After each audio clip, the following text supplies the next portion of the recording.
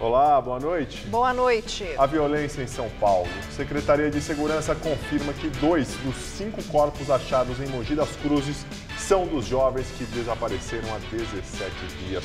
Os outros 3 serão identificados por DNA. Polícia Federal investiga suspeitas de fraude no Enem e prende suspeitos. E Ministério Público Federal do Ceará pede suspensão da redação por suspeita de vazamento. Governo federal cancela ou bloqueia mais de 1 milhão de benefícios do Bolsa Família por irregularidades. E na véspera das eleições nos Estados Unidos, os candidatos Hillary Clinton e Donald Trump fazem comícios em vários estados. Você acompanha essas e outras notícias após o intervalo. Até já! Se quiser dicas de Nova York, eu posso dar várias. Mas no Brasil, a minha dica é: tenha uma conta no Bradesco Prime, o meu banco. Porque lá eu tenho atendimento personalizado, consultoria de investimento e, é claro, serviços internacionais. Porque uma hora eu posso estar em um lugar. Logo depois, em outro. Bradesco Prime. Viver é Prime.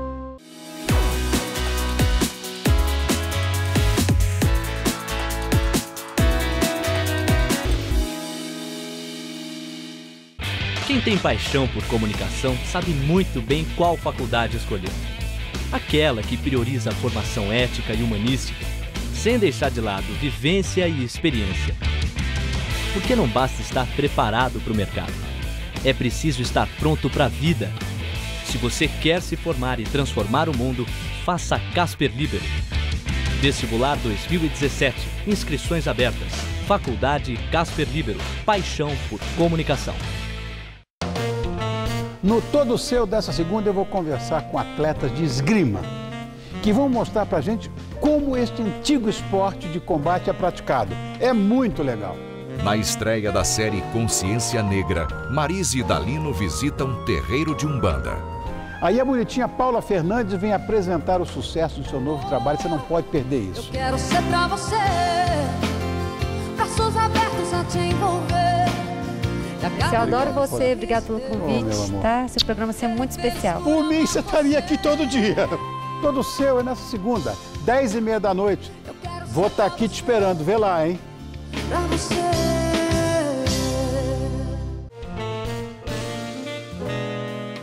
Oferecimento CVC, sempre com você.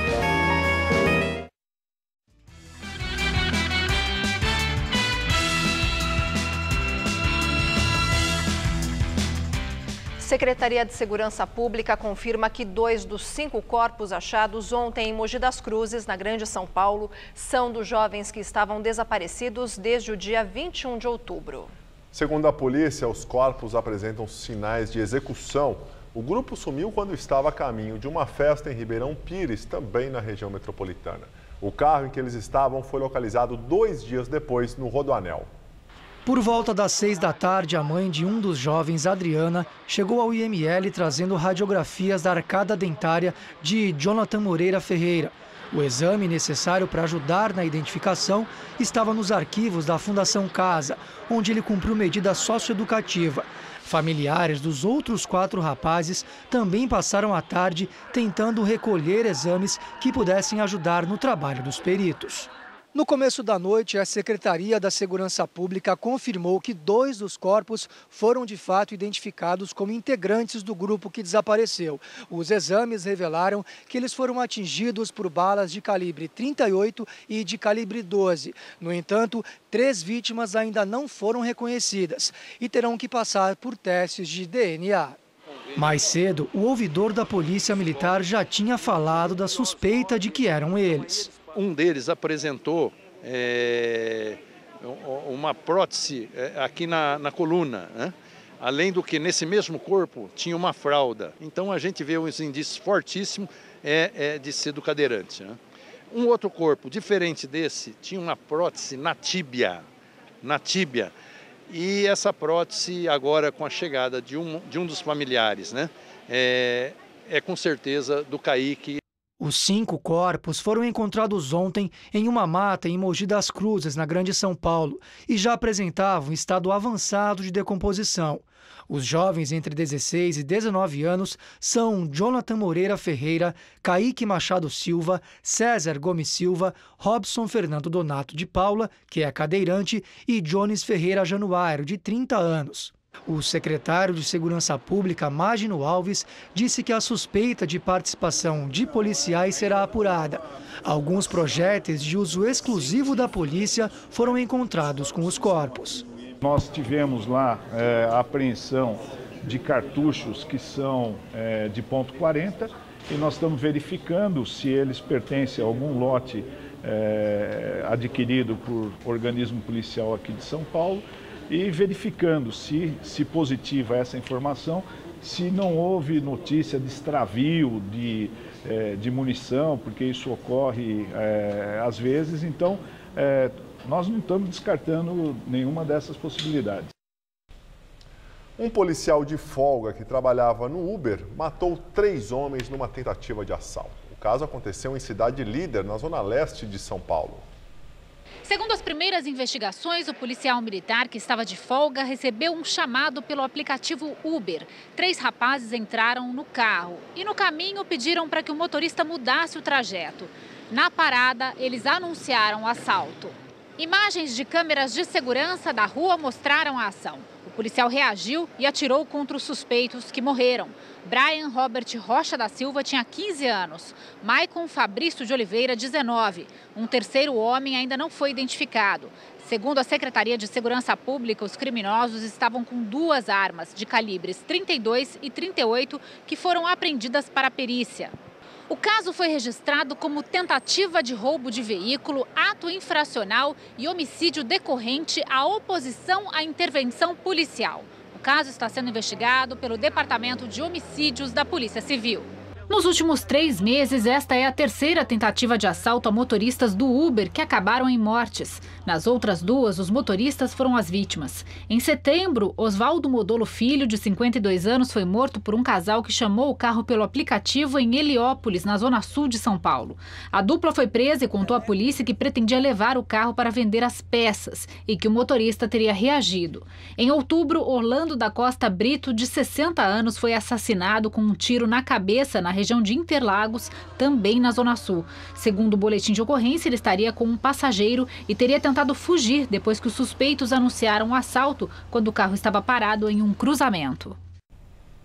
E o Uber informou, segundo o jornal Folha de São Paulo, que o policial militar, que também trabalha como motorista do aplicativo, terá sua conta cancelada e que o porte de armas em viagens é proibido. Polícia Federal rastreia gabaritos do Enem à procura de fraudes. Ontem, 11 pessoas foram presas em 2 operações. Uma delas cumpriu 22 mandados de busca e apreensão em 7 estados do Norte e Nordeste. A outra operação prendeu em Montes Claros, Minas Gerais, o chefe e integrantes de uma quadrilha que cobrava até R$180 mil pelo gabarito do exame. Rodrigo Ferreira Viana chefiava um esquema que, segundo a Polícia Federal, inscrevia professores e estudantes no Enem. Essas pessoas faziam a prova, saíam logo e passavam as respostas por meio de celulares para alunos que permaneciam nas salas de aula equipados com um ponto eletrônico. Segundo o balanço do Instituto Nacional de Estudos e Pesquisas Educacionais Anísio Teixeira, o INEP, 5.800.000 alunos fizeram o Exame Nacional do Ensino Médio neste final de semana. 30% dos mais de 8 milhões de inscritos não compareceram e 768 pessoas foram eliminadas. 271 mil estudantes de 21 estados e do Distrito Federal vão fazer a prova nos dias 3 e 4 de dezembro. Eles tiveram as provas adiadas porque fariam o Enem em escolas invadidas.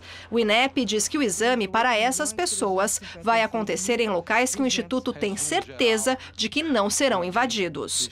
E o Ministério da Educação também afirma que já identificou as entidades que incentivaram essas invasões e que vai acionar a Advocacia Geral da União para cobrar delas o custo extra da realização de outra prova.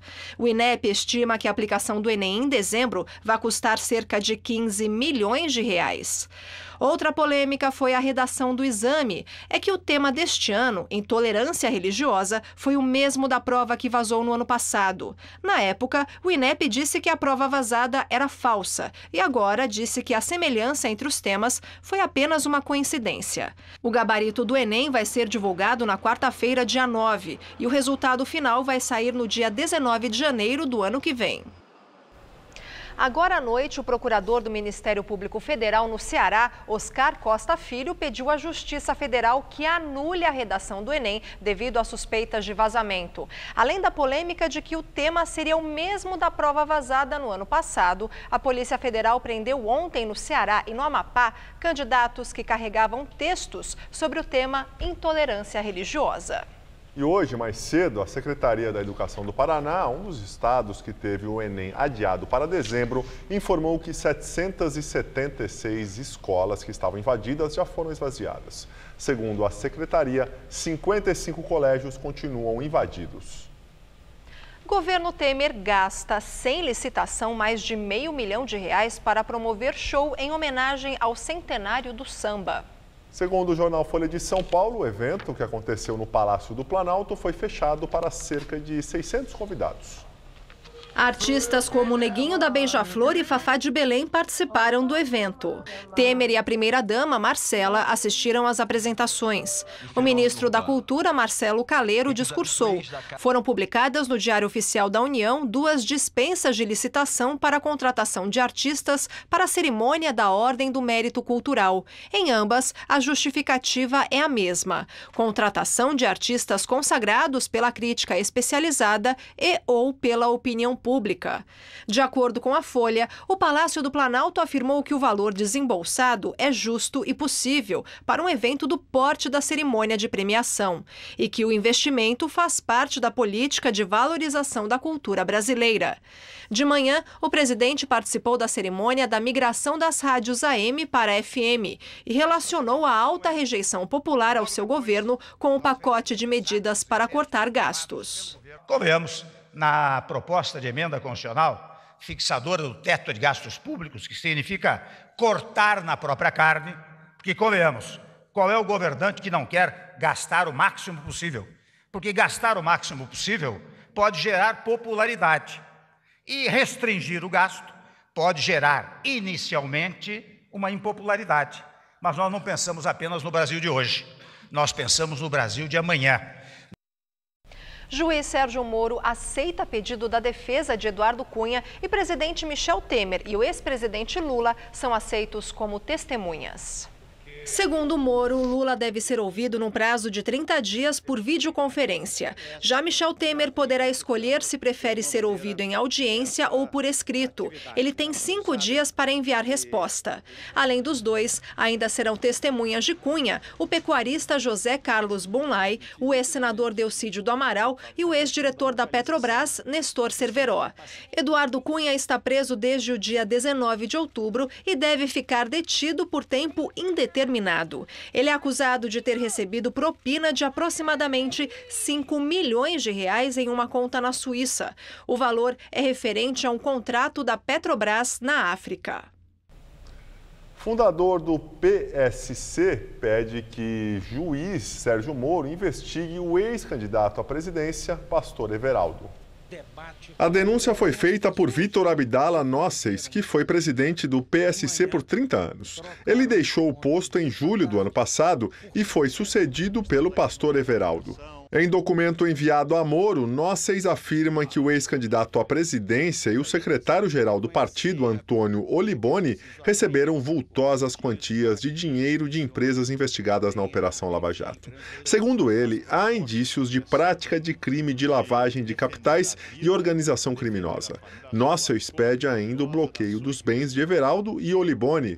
Como provas, ele anexou à denúncia comprovantes de doações registradas na Justiça Eleitoral ao PSC e ao candidato à presidência pela sigla em 2014. Os investigadores da Lava Jato informaram ao juiz Sérgio Moro que também receberam a denúncia feita por Nosseis e que ainda vão analisar o caso. Em nota, o PSC diz que as denúncias são infundadas e que Nosseis fez isso por não aceitar a sucessão dentro do partido. A legenda disse ainda lamentar que a Operação Lava Jato esteja sendo usada como objeto de disputa pessoal por um dos seus quadros. O governo federal cancelou ou bloqueou o pagamento de cerca de 1.100.000 benefícios do Bolsa Família. A medida foi adotada depois de um pente fino no programa que atende quase 14 milhões de famílias. Várias irregularidades foram constatadas. Segundo o Ministério do Desenvolvimento Social e Agrário, a renda de algumas famílias era superior à exigida no Bolsa Família. Essa família vai ter que procurar o CRAS, que é o Centro de Assistência Social do seu município, para verificar o que aconteceu. Lá ela vai ter a informação do que houve de dúvidas ou de informação que nós temos que não bate com a informação que ela deu, e ela vai ter a oportunidade de se explicar, né? Principalmente aquelas que estão bloqueadas, aquelas que estão com o recurso bloqueado, o recurso não foi retirado, que elas vão receber retroativamente se elas derem uma explicação consistente, e aquelas que foram canceladas é bem pouco provável que elas tenham uma explicação consistente para dar, porque a renda delas é muito maior do que estava previsto pelo Bolsa Família. Com o cancelamento, a economia anual deve ser de 2 bilhões e 400 milhões de reais. Presidente da Câmara dos Deputados, Rodrigo Maia, do DEM, diz que pacote de 10 medidas contra a corrupção deve ser votado no plenário até o dia 9 de dezembro. O pacote de iniciativa do Ministério Público Federal foi apresentado ao Legislativo com mais de 2 milhões de assinaturas. Atualmente está numa comissão especial na Câmara. Entre as medidas estão a criminalização do enriquecimento ilícito de agentes públicos, o aumento das penas para a corrupção de altos valores e a criminalização do Caixa 2, que é o ponto mais polêmico. Em setembro, houve uma tentativa de votar a criminalização no plenário da Câmara, incluindo a anistia aos políticos que tinham praticado o Caixa 2 no passado. A proposta só não foi votada porque deputados do PSOL e da Rede denunciaram a manobra. O presidente da Câmara defendeu um amplo debate sobre o tema. Tem quem diga que só votar o texto que veio da sociedade já separa o presente do passado. Tem gente que diz que não. Então, o que eu acho importante é que a gente vote a matéria na comissão e depois vote no plenário. O texto que a comissão e o plenário vão aprovar é um texto da maioria. Então a maioria tem que se colocar e ver qual é o texto que quer aprovar, não apenas nesse tema. Você tem que discutir a prova ilícita de boa-fé, que tem muita crítica. Você tem as mudanças do habeas corpus, que muitos ministros do Supremo estão preocupados com as mudanças que estão propostas. Então tem muitos temas nessa matéria que são positivos e tem muitos temas que são polêmicos. Depois de votadas na Câmara, as medidas anticorrupção seguem para o Senado. E agora vamos ao comentário de política com Bob Fernandes. A anistia ao Caixa 2, articulada dentro e fora do Congresso, é escândalo dos escândalos, tramado como se fosse algo banal, normal. Parece não existirem autores nessa articulação e parece tarefa impossível descobrir mentores e executores. Rodrigo Maia, presidente da Câmara, já deixou escapar algo. De resto, essa escandalosa anistia parece fruto de geração espontânea. Multiplicando-se, manchetes vão naturalizando a anistia. A repetição como fato a se consumar vai tornando-a aceitável. A autoria é de um agente sem nome, grandes empresários, líderes partidários, etc. Mas, enfim, alguém grande disse algo publicamente. O juiz Moro, em entrevista ao Estadão. Disse Moro: sobre eventual proposta de anistia, creio ser prudente aguardar eventual formulação concreta antes de opinar. Disse também ser impensável anistia para crimes de corrupção ou lavagem. Bem, é só o que falta. Há mais de uma década, com consequências sociais, econômicas e eleitorais, se debate mensalões, petrolão, a corrupção do sistema. E, de repente, anistia ao Caixa 2, quando finalmente se vai investigar amplitude, alcance da corrupção? Trama-se anistia porque investigar o sistema significa expor não apenas um dos seus braços políticos partidários, significa expor tudo mais que alimenta e dele se beneficia. Milhões foram às ruas protestar, movidos por fatos, pelas manchetes, vazamentos, movimentos, helicópteros. Manifestações quando investigados e presos eram apenas os suspeitos de sempre. Com as novas delações, ruas e panelas se calaram. Estrondoso e revelador silêncio. Certamente por decepção, desânimo dos que não sabiam sobre o que sempre esteve aí. seguramente pelo cinismo e hipocrisia dos que sempre souberam de tudo. Anistiar Caixa 2 agora seria escândalo dos escândalos. Seria o Brasil envergonhado e o Brasil espertalhão recusarem o espelho. Boa noite. A semana começou com um tempo abafado e pancadas de chuva entre a tarde e a noite em todo o estado, inclusive aqui na capital. E olha, tem mais chuva prevista ao longo dessa semana. Então vamos à previsão com Mariana Armentano.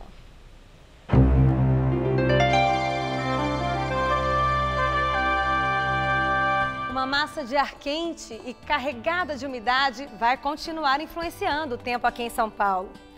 Em todo o estado, a previsão é de uma semana quente e úmida, com chuvas entre a tarde e a noite. As temperaturas vão ficar bem altas. Chega a fazer até 36 graus em Votuporanga, no Norte Paulista, 34 lá na cidade de São José do Rio Preto e 28 graus nas cidades litorâneas do estado.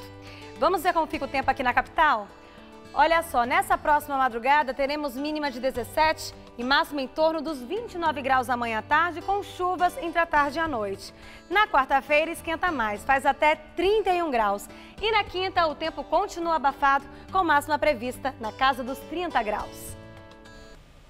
Começou em Marrakech, no Marrocos, a Conferência da ONU sobre Mudanças Climáticas. Representantes dos governos de 192 países vão tentar dar continuidade ao Acordo de Paris. E um grupo de professores e alunos da Faculdade Casper Libero participa da COP. O dia em Marrakech amanheceu chuvoso. Parecia um presente, já que a água, ou melhor, a escassez desse recurso natural, continua sendo um dos principais problemas enfrentados pela humanidade. E isso tem tudo a ver com o aquecimento global. No primeiro dia da Conferência Mundial do Clima, jornalistas de todas as partes do mundo estão aqui para transmitir a seus países um pouco do que está sendo discutido e, tomara, praticado pelos governos mundiais. Uma das grandes diferenças entre a reunião do ano passado e a que acontece este ano é que lá em Paris havia uma grande expectativa sobre um possível acordo para reduzir a emissão dos gases que causam o efeito estufa e aumentam a temperatura do planeta. Este ano, aqui em Marrakech, a cúpula da ONU acontece no exato momento em que este mesmo acordo já entrou em vigor. E agora? Agora é chegada a hora de transformar as promessas em prática. O Acordo de Paris entrou em vigor para pelo menos 100 países dos quase 200 que já ratificaram o documento assinado no ano passado. Eles respondem por pelo menos 70% das emissões de gases de efeito estufa, aquilo que o mundo quer combater. Mas, para isso, é preciso dar dinheiro às nações mais pobres para que invistam em novas tecnologias menos poluentes. E isso custa caro. Também está em pauta o detalhamento de um mecanismo de perdas e danos que dê conta dos prejuízos que os países mais vulneráveis sofrem com os fenômenos extremos, como cheias, tempestades e temperaturas recordes. Para colocar tudo isso em prática, as nações ricas já se comprometeram a dar 100 bilhões de dólares por ano aos países em desenvolvimento a partir de 2020. De que maneira essas nações pobres terão acesso a esses recursos e como acelerar essa transferência também são assuntos cruciais aqui em Marrakech. A COP22 pretende criar uma maneira de fiscalizar a distribuição do dinheiro e mais, vai cobrar dos países se eles estão fazendo direitinho a lição de casa, inclusive o Brasil. O Brasil, na prática, tem andado um pouco para trás, né? Você teve esse ano, o desmatamento voltou a crescer, você tem agora um risco de a gente aumentar investimento em carvão, o Congresso aprovou um subsídio que agora está na mão do Temer para vetar. Então a questão é se o Brasil vai de fato entregar o que ele tem que entregar, o que ele prometeu para o mundo. A ideia é que a partir do ano de 2023, os governos se reúnam a cada 5 anos para saber se de fato as novas tecnologias estão sendo implementadas e as medidas estão sendo colocadas em prática. De Marrakech, Tatiana Ferraz para o Jornal da Gazeta. Na véspera da eleição presidencial dos Estados Unidos, Hillary Clinton e Donald Trump fazem comícios em vários estados. Os latinos e os negros comparecem em massa à votação antecipada. O dia oficial é amanhã, mas muitos estados permitem a votação antecipada, que começou há 2 semanas. Longas filas se formaram no fim de semana na Flórida, que é crucial pelo número de delegados e onde os latinos representam 18% do eleitorado. E em Nevada, onde 17% dos eleitores são hispânicos. As pesquisas indicam que uma votação esmagadora das minorias pode favorecer Hillary Clinton por causa dos discursos anti-imigração de Trump. Com os apelos de Barack Obama, a participação dos negros cresceu muito. E o impacto da polêmica dos e-mails de Hillary Clinton é uma incógnita. No último dia de campanha, os 2 candidatos fazem uma maratona de viagens. Donald Trump foi logo cedo para a Flórida, depois seguiu para a Carolina do Norte, Pensilvânia, New Hampshire e faz o encerramento em Michigan. Em Sarasota, ele disse que Hillary é protegida por um sistema ardiloso e que a vitória dele marcaria o fim do establishment corrupto. I want the entire corrupt Washington establishment to hear the words we all are about to say. O final de corrida de Hillary Clinton também tem paradas em 5 estados. Ontem, em Cleveland, ela foi apresentada pelo ídolo do basquete LeBron James. James Taylor cantou em New Hampshire. O encerramento vai ter os músicos Bruce Springsteen e Bon Jovi, além de Barack e Michelle Obama. Contas do governo do Rio de Janeiro são bloqueadas por falta de pagamento da dívida de 170 milhões de reais que o Estado tem com a União. O governo está impedido de fazer qualquer tipo de pagamento durante o bloqueio. A expectativa é de que a quitação ocorra até quarta-feira. Todo o dinheiro arrecadado pelo governo estadual vai direto para a conta da União até somar o total da dívida. O governador do Rio, Luiz Fernando Pezão, disse que vai a Brasília negociar com o governo federal. E a crise afetou até mesmo a decoração de Natal pelas ruas e shoppings aqui da capital. Este ano, alguns shoppings adiaram os investimentos na decoração por causa da crise na economia. E para se adaptar a este cenário, esta fábrica de enfeites na Grande São Paulo teve de reduzir os custos. A gente teve um cuidado com contratação dos temporários, a gente acabou contratando eles por um período um pouco menor, cerca de 15 dias menor, para poder compensar essa escolha dos shoppings que foi um pouco mais tardia. Um trabalho mais pesado no começo do ano de produção. O cenário já está pronto no primeiro dia deste espaço da região central de São Paulo. A novidade são os ursos montados com rosas. Que diferença faz uma decoração assim? Ah, olha, eu passei ali agora, eu vi escrito amor, eu acho que as pessoas precisam disso, entendeu? Entrar num lugar e ser pressionada, entendeu? Isso, eu acho que isso, o espírito Natal é muito gostoso. Contribuintes que aderiram ao programa de repatriação do governo federal deixam de pagar impostos e multas que somam 4 bilhões e 100 milhões de reais. Com isso, caiu para 46 bilhões e 800 milhões de reais a arrecadação do programa, que visa regularizar recursos mantidos ilegalmente no exterior até 2014. Os contribuintes que se inscreveram, mas não pagaram, serão alvo de investigação da Receita Federal. Eles vão ter que pagar os valores devidos, mas agora sem os benefícios da lei da repatriação. Bem, nós ficamos por aqui. Lembrando que a edição de hoje pode ser vista no site do Jornal da Gazeta. Uma ótima noite para você. Até amanhã, Tchau, Gabriel. Lu, até amanhã. Muito obrigado pela companhia. Tenha uma excelente noite e fica agora com o Rony Fon no Todo Seu. Até amanhã.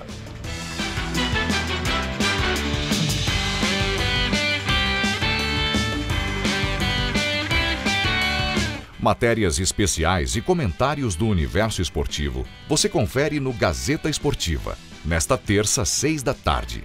Assista agora, Todo Seu.